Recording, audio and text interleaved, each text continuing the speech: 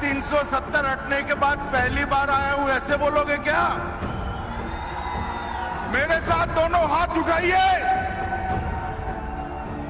जम्मू कश्मीर में विकास के संकल्प की मुट्ठी बींचिए और प्रचंड आवाज से बोलिए, भारत माता की, भारत माता की, भारत माता की। पाकिस्तान सीमा से करीब 10 किलोमीटर की दूरी पर गरज रहे थे गृह मंत्री अमित शाह। संबोधन में जब जब उनकी आवाज ऊंची हुई होगी तो उनका संदेश यहां से होते हुए सीमा के उस पार भी पहुंचा होगा और इस पार भी अलगाववादियों के कानों में गूंजा होगा। भारत माता की।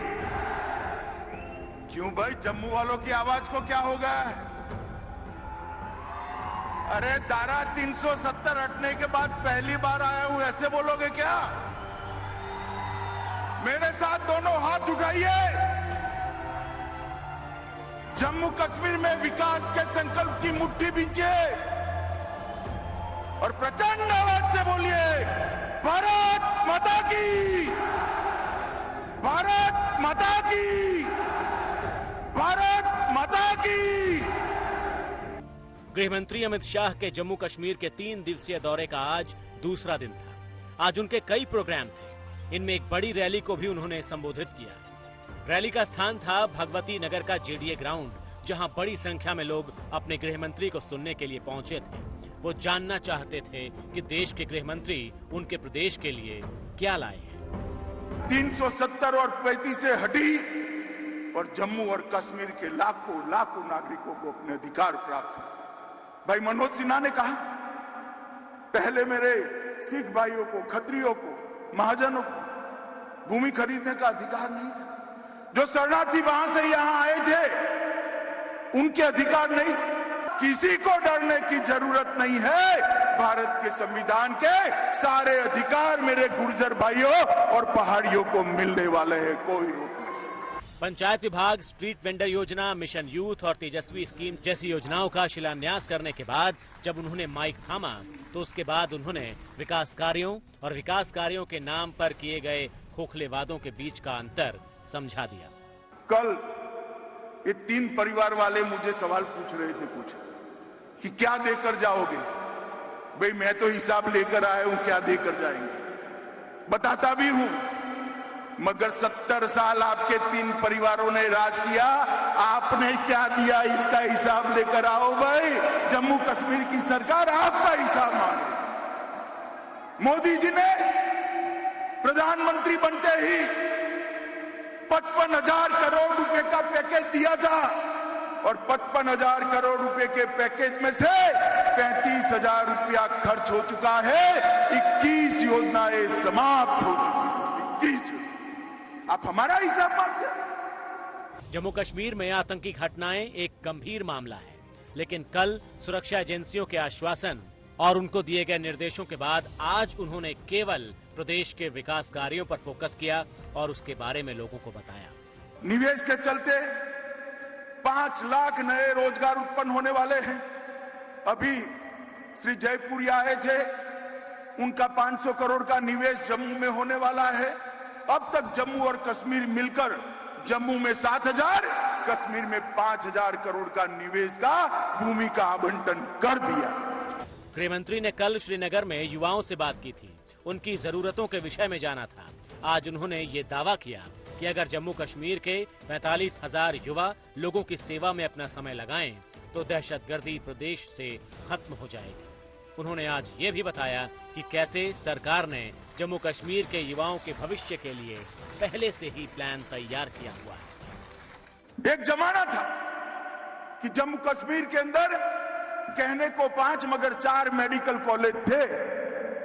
आज मैं आपको बताने आया हूं कि जम्मू कश्मीर के अंदर 7 मेडिकल कॉलेजों का स्थापना हो चुका है नए, और 2 और होने वाले, 5 चालू हो चुके।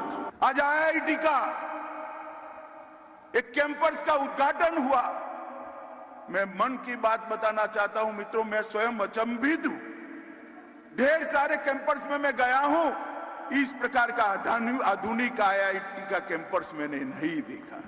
जम्मू कश्मीर में विकास कार्यों की लिस्ट को बताते समय गृह मंत्री ये बताना नहीं भूले कि जम्मू कश्मीर का विकास केंद्र सरकार की प्राथमिकताओं में क्यों शामिल है। मुझे बताओ आप, देश में सबसे पहले 100% टीका किस राज्य का लग गया, बताओ तो।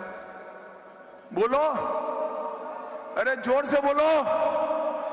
जम्मू और कश्मीर का, क्योंकि मोदी जी के दिल में जम्मू और कश्मीर बसा है मित्रों, मोदी जी के दिल में। विकास कार्यों की बातों में कितनी सच्चाई है, ये हमने उन लोगों से पूछा जिनको सीधे तौर पर लाभ हुआ है। किसी सरकार ने हमारी मांग नहीं सुनी। पहली बार देश के किसी गृह मंत्री ने, होम मिनिस्टर ने स्टेज से ये कहा है कि पहाड़ियों को हम स्टेटस देंगे और पहाड़ियों का चीफ मिनिस्टर जम्मू कश्मीर बन सकता है। जहां तक अमित शाह साहब की बात रही, जो बात कहते हैं वो तो करते हैं। जैसे उन्होंने 3 परिवारों का नाम लिया, वो तो कहीं दिखता नहीं था ग्राउंड पे, लेकिन आज आप देखेंगे कि ग्राउंड पे बहुत अच्छी तरीके से काम हो रहा है और सबसे बड़ी बात जो पारदर्शिता हो रही है। अमित शाह ने अलगाववादी नेताओं और पाकिस्तान परस्त लोगों को सख्त संदेश दिया कि उनकी किसी भी हरकत का असर जम्मू कश्मीर के विकास कार्यों पर नहीं पड़ेगा और कश्मीर की शांति को नजर लगाने वालों की खैर नहीं है। ये मंदिरों की भूमि है, माँ वैष्णो देवी की भूमि है, प्रेमनाथ डोगरा की भूमि है, श्यामा प्रसाद मुखर्जी की बलिदान भूमि है। मैं यहाँ कहकर जाता हूँ, जम्मू कश्मीर की शांति में खलल लगाने वालों को हम कभी सफल नहीं होने देंगे, इस बात का विश्वास है। आतंकियों ने पिछले कुछ दिनों में जो टारगेट किलिंग की है, इसमें गैर कश्मीरी और खास तौर से हिंदू और सिख को टारगेट किया गया है।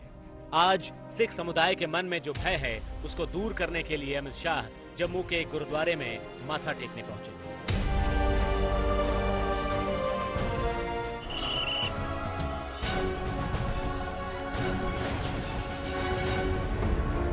शाह की कश्मीर यात्रा में सुरक्षा व्यवस्था पर खास ध्यान दिया गया है। जम्मू में भी कड़े प्रबंध किए गए थे। सुरक्षा एजेंसियों ने मल्टी टियर सुरक्षा व्यवस्था बनाई थी। इसमें sharp shooter, drone surveillance, mobile check point बनाए गए थे। जम्मू एयरपोर्ट से लेकर भगवती नगर इलाके तक अतिरिक्त जवानों की तैनाती की गई थी। रैली स्थल के आसपास के कई इलाकों को पूरी तरह से सील कर दिया गया था।